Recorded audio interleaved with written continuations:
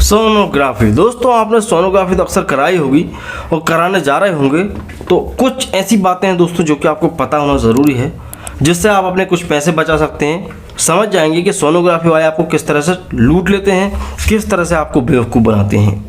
तो वीडियो को पूरा देखिएगा, ठीक है। उससे पहले एक बात बताना चाहूँगा कि कई लोग पूछते हैं आप कहाँ से हो, कौन सा शहर है, क्या करते हैं, फैमिली में कौन कौन है मेरी, तो ये सब जानना है तो दोस्तों ज्ञानीर ब्लॉग्स को देखो, उस पर सब कुछ मिलेगा आपको, ठीक है। ज्ञानीर ब्लॉग्स पे आप लोग देखते नहीं हैं तो प्लीज़ से एक बार जाके देखो, अच्छा लगता है तो सपोर्ट करें, लिंक डिस्क्रिप्शन में मिल जाएगा।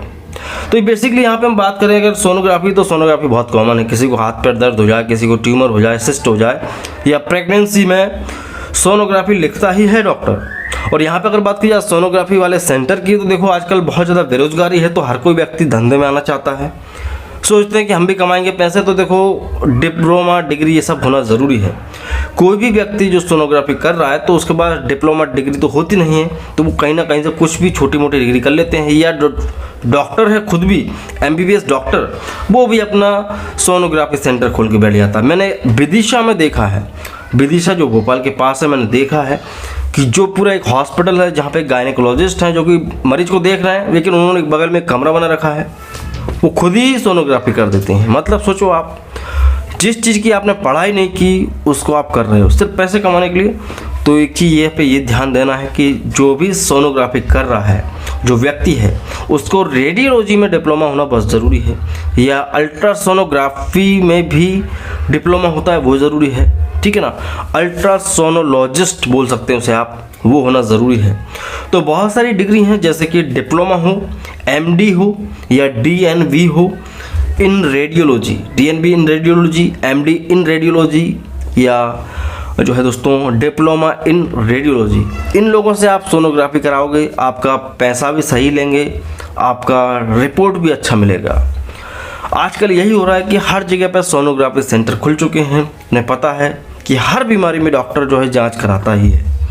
आप डॉक्टर के पास जाएंगे, डॉक्टर आपको जांच लिखेगा ही, कोई ना कोई जांच हो, ठीक है ना। पहले के समय में डॉक्टर्स बहुत ज़्यादा एक्सपर्ट होते थे, आजकल डॉक्टर रिस्क नहीं लेना चाहते। तो अच्छी भी है, अच्छी बात भी है कि जांच जरूरी है। तो डॉक्टर लिखते हैं सोनोग्राफी, और जितने भी सोनोग्राफी वाले सेंटर होते हैं ये क्या करते हैं, अपना एक पैड नोट पैड छपवा लेते हैं और हर डॉक्टर के पास रखे आते हैं। डॉक्टर को ये होता है कि भाई हमें लिख दो, हमें लिख दो। हर डॉक्टर से हर सोनोग्राफी वाला लिखवाना चाहता है रिपोर्ट कि पेशेंट हमारे पास भेजो, तो उनको कुछ कमीशन रहता है। जो सोनोग्राफी 500 रुपये में होना है वो आपको 900 रुपये में पड़ती है, जो सोनोग्राफी 900 रुपये की होना है वो आपको 1500 रुपये की पड़ती है। 300-400 रुपये डॉक्टर का कमीशन होता है ये, और कोई भी इस बात से डिनाई नहीं कर सकता है। हर एक व्यक्ति जो पढ़ा लिखा नहीं भी है ना, वो समझता है इस चीज़ को कि डॉक्टर का कमीशन होगा। तो क्या किया जाए, देखो आपको डॉक्टर से कोशिश करनी है कि डॉक्टर साहब हमें डिस्काउंट दिलवाओ। डॉक्टर अपने फेवर में चाहे दोस्तों तो आपको 300 से लेकर 400 रुपये तक का डिस्काउंट दिलवा सकता है, वो लिख देगा डिस्काउंट, लेकिन वो नहीं लिखता है। दूसरी बात, यहाँ पे दोस्तों कई सोनोग्राफी सेंटर ऐसे होते हैं जो कि सिर्फ और सिर्फ सोनोग्राफी करते हैं, या कुछ ऐसे होते हैं जो कि कमर्शियल तरीके से करते हैं। उनके पास सोनोग्राफी मशीन भी है, MRI मशीन भी है, CT स्कैन मशीन भी है, वो लेके बैठे हैं इतना सेटअप, बहुत सारी पब्लिक को लगा रखा है उन्होंने। स्टाफ उनका, कैश काउंटर है, बिलिंग काउंटर है, आपको रिपोर्ट देने के लिए अलग काउंटर है, सब पूरा फैला रखा है उन्होंने अपना साम्राज्य।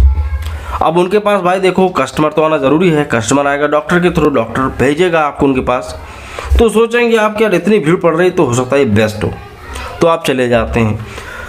सुबह से लेकर शाम तक आप इंतजार करते हैं सिर्फ सोनोग्राफी कराने के लिए। कई महिलाओं को मैंने देखा है प्रेगनेंसी कंसीव्ड हैं और बैठी हैं बेचारी, इंतज़ार कर रही हैं पेशाब को रोक कर, और जो सोनोग्राफी कर रहा है उसको कोई फ़र्क नहीं पड़ता है। सुबह से लेके 2 दिन पहले नंबर लग रहा है उस एक सेंटर के पास, क्योंकि उसने कमीशन दिया डॉक्टर को। सोच के देखो कि अगर एक सोनोग्राफी वाले के पास 20 कस्टमर आता है और हर एक कस्टमर से 500 रुपये कमीशन डॉक्टर को ही मिल रहा है, तो कितना कमा लेगा, ठीक है ना। तो ये चीज़ बहुत नॉर्मल है, बहुत कॉमन है। अच्छी बात है कि भाई आप सोनोग्राफी कराओ, और सेंटर जो बहुत अच्छा चल रहा है। लेकिन जो सोनोग्राफी सेंटर वाले होते हैं उनको भी ये है कि जिस व्यक्ति ने खोला तो उसने 2 मशीन रख ली, एक मशीन पे और किसी को बिठा दिया, ऐसा भी चल रहा है। उसके बाद डिप्लोमा डिग्री कुछ नहीं, लेकिन वो कर रहा है, कुछ सीन देख लिए उसने, उसको आता है कि भाई इतना इतना मुझे बताना है, वो मेंशन कर देगा रिपोर्ट में। आपके शरीर में जब आपको सोनोग्राफी सजेस्ट किया है कोई प्रॉब्लम नहीं है, तो ज़बरदस्ती वो लिख के देगा इन्फ्लामेशन है, थोड़ा सा बढ़ गया है साइज़। इन चीज़ों से कोई फ़र्क नहीं पड़ता है।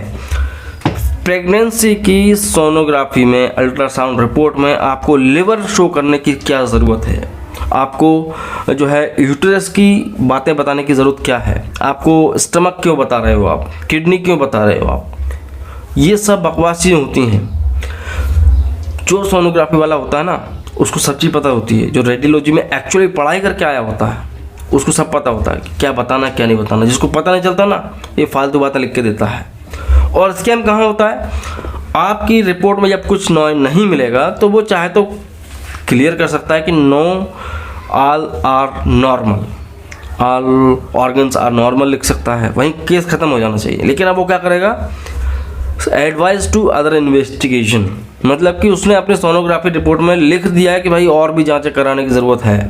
होता है, जेन्युइनली होता है कि भाई करवाना पड़ती हैं, लेकिन जब ज़रूरत नहीं है फिर भी लिख देते हैं कि आप अदर जांचें और कराएं। और वो क्या जांचें होंगी उसी के पास होंगी, क्योंकि MRI भी लेके वो बैठा है, CT स्कैन भी वो लेके बैठा है। तो ये चल रहा है, ठीक है ना। तो डॉक्टर से पूछो, उस सोनोग्राफी वाले से पूछो कि भाई ये वाकई में ज़रूरत है कि नहीं है, कि आप 2,500 रुपये की MRI इसमें सजेस्ट कर रहे हो तो क्यों कर रहे हो, सोनोग्राफी में क्या चीज़ समझ में नहीं आई आपको। तो ये चीज़ हर व्यक्ति बहस नहीं कर सकता है। तो ये चल रहा है स्कैम।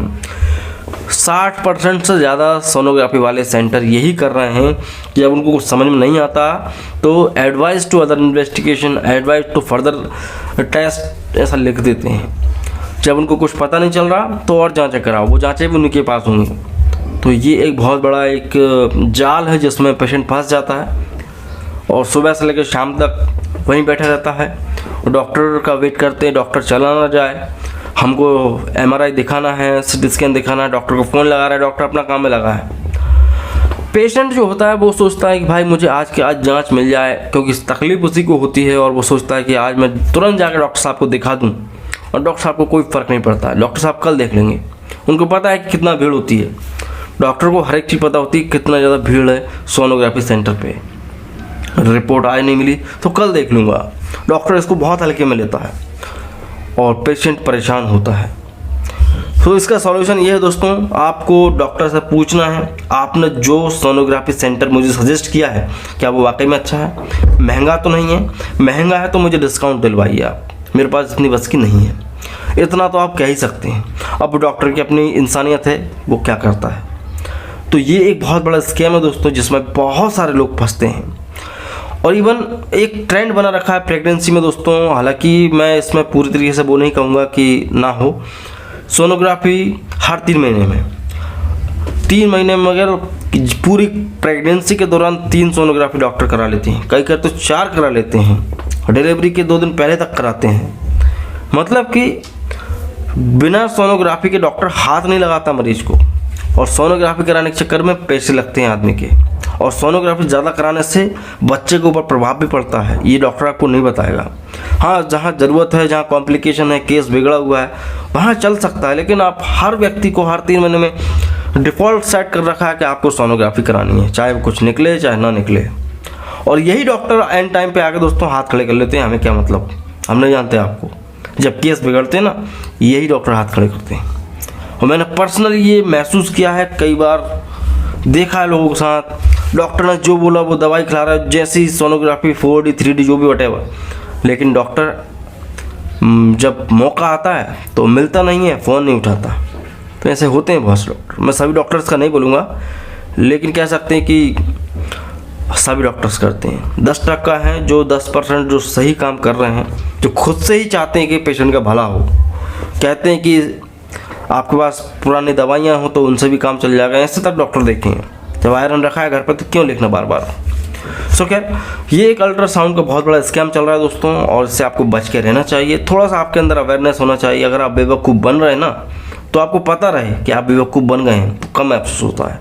ठीक है, तो आई होप आपको अच्छा लगा वो वीडियो, और लगा तो लाइक करो, सब्सक्राइब करो और शेयर कर सकते हैं वीडियो को।